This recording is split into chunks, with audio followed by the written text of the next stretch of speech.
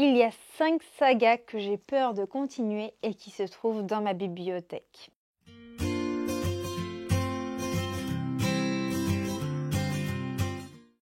Hello maître et érudit de la citadelle, c'est Johanna. Je suis ravie de vous retrouver aujourd'hui pour une nouvelle vidéo où je vais vous parler de 5 sagas. 5 sagas qui malheureusement me font à la fois terriblement envie et terriblement peur, dans le sens où soit j'ai vu des avis qui étaient assez décevants dans les suites, ou la hype lors de ma lecture n'était pas à son summum. De ce fait, je dois dire que j'ai très peur de les continuer, et pourtant j'ai 1 voire 2 tomes pour certaines d'avance dans la bibliothèque. Pour d'autres, je suis encore sceptique sur est-ce que j'achète la suite, est-ce que je la lis, je ne sais pas. N'hésitez pas à me motiver si vous avez lu les livres en question dans l'espace des commentaires. Je vais commencer avec la saga Savage Land de Stacey Marie Brown. Il s'agit de Deadlands, le tome 3, qui est une saga dont les 2 premiers opus m'avaient totalement subjuguée. J'avais adoré. Alors, à l'heure où je vous tourne cette vidéo, c'était l'heure à laquelle j'avais lu le tome 1 et le tome 2 l'année dernière, qui m'avaient énormément plu. Un melting pot de personnages avec un enemies to lovers, des royaumes ennemis, un monde un petit peu dystopique mais en gardant le petit côté fantasy. J'avais vraiment kiffé ma lecture de A à Z.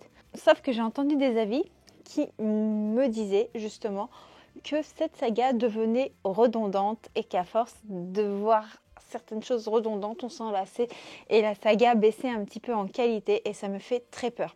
Je m'étais vraiment attachée à Brexley et à Warwick, 2 personnages clés de cette histoire, une humaine et un demi-espèce de faille. Je ne sais plus exactement de quelle espèce il est celui-là. Ma mémoire m'a fait défaut.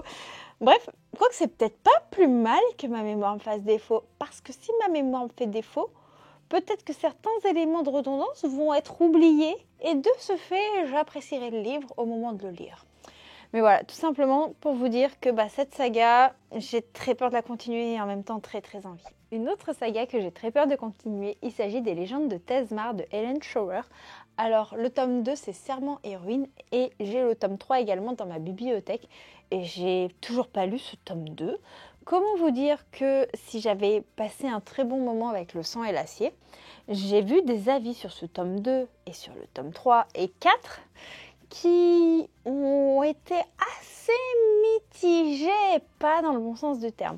Alors moi je trouvais qu'on avait un univers très prometteur dans cette saga, où on suit une héroïne qui a une date de fin, de péremption au niveau de sa vie qui est là, et on nous dit que l'héroïne elle veut tout faire justement pour réaliser son rêve et devenir une des guerrières de Tezmar avant la fin de sa date de péremption en gros. Et donc on va suivre notre héroïne réaliser son rêve, on va suivre un personnage qui va la former pour qu'elle puisse devenir une lame de Tezmar. Excusez-moi pour mes résumés, ils sont assez flous, mais ça date d'il y a un petit moment ces lectures.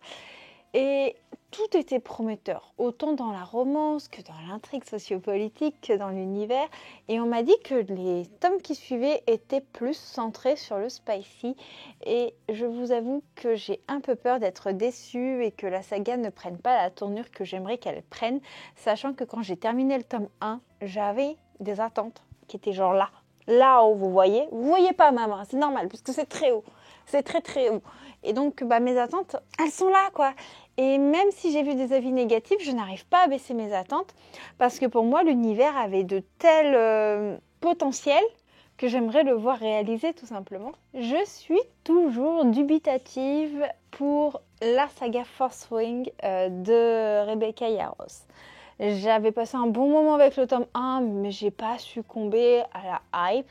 Le tome 2, je l'ai trouvé un peu en dessous du tome 1, et de ce fait, je ne sais pas si je dois lire ou pas le tome 3. Je ne sais pas si cette saga est faite pour moi.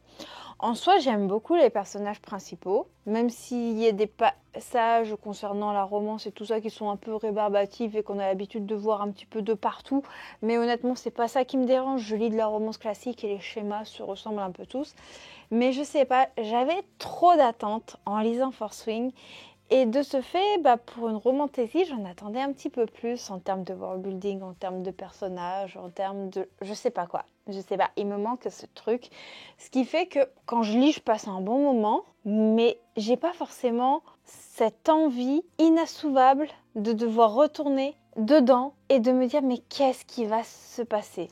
Alors oui, à chaque fois, il y a des fins qui me disent « Ah, ça c'est intéressant ». Mais quand j'ai attaqué ce tome 2, quand la fin du « Ah, ça c'est intéressant » avait débuté, je me suis dit « Ah, ça pour ça ». Voilà, c'était un peu le genre de mes réactions.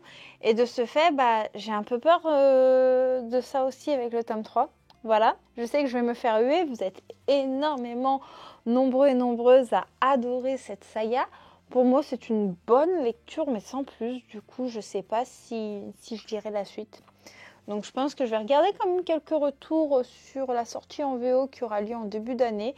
Et je me laisse encore un petit peu le temps de la réflexion pour savoir si je continue la saga ou si je next. Dans les sites de saga qui me font un petit peu peur, pour le coup, le prochain tome sort en début d'année, donc je suis à jour. Il s'agit de la saga From Blood and Ash de Jennifer L. Armentrout, donc le sang et la cendre pour le premier tome. Et là, si j'adore les personnages, si j'adore la saga, j'ai envie de la continuer la saga, qu'on soit bien d'accord, mais j'ai une très mauvaise expérience de lecture avec le spin-off.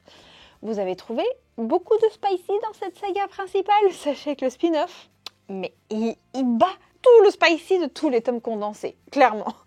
Voilà, donc Jennifer L. Armentrout, j'ai l'impression que plus on avance dans la saga et plus elle fait durer les éléments, les choses, en rajoutant du spicy pour que l'univers dure un peu plus longtemps. Et c'est vraiment le sentiment que j'ai. Et de ce fait, j'ai peur d'avoir un tome, ça sera un tome 5, qui bat tous les records. Franchement, j'ai très très peur de ça. Donc bon, je le lirai, mais j'ai peur. Voilà, c'est tout. Et pour terminer cette vidéo, alors pour le coup, ce troisième tome, je ne l'ai toujours pas lu. J'ai peur de continuer les loups de millénaire, de Sapir à Anglar. Et pour le coup, c'est une de mes sagas coupables. Quand je dis que c'est une de mes sagas coupables, c'est que en termes d'univers, il n'y a rien d'incroyable. En termes de romance, en termes de développement des personnages, c'est pas ouf. C'est clairement pas le genre de saga de romantasy que je vous recommanderais en temps normal. Mais c'est un plaisir coupable. Pour le coup, du spicy, il y en a à tout va. Mais c'est une de mes sagas un petit peu plaisir coupable. Voilà, je rigole en fait. Il y a des choses qui sont tellement absurdes que cette saga me fait énormément rire. Et si j'ai eu ce sentiment-là avec le tome 1 et le tome 2 que j'avais dévoré en quelques heures, parce que ça se dévore vraiment en quelques heures, c'est pas très gros, c'est pas écrit non plus trop petit dedans, la plume est très facile, très légère. J'ai un peu peur de me lasser du schéma par la suite et de ce fait, ça fait un petit moment que le tome 3 est sorti. Je l'avais acheté à sa sortie et il est toujours dans ma bibliothèque sans être lu. Sur ce, après cette vidéo, je plaide coupable pour encore des livres qui traînent dans la palle. Voilà, n'hésitez pas à me motiver pour les lire. Un petit peu d'encouragement, ça fait du bien.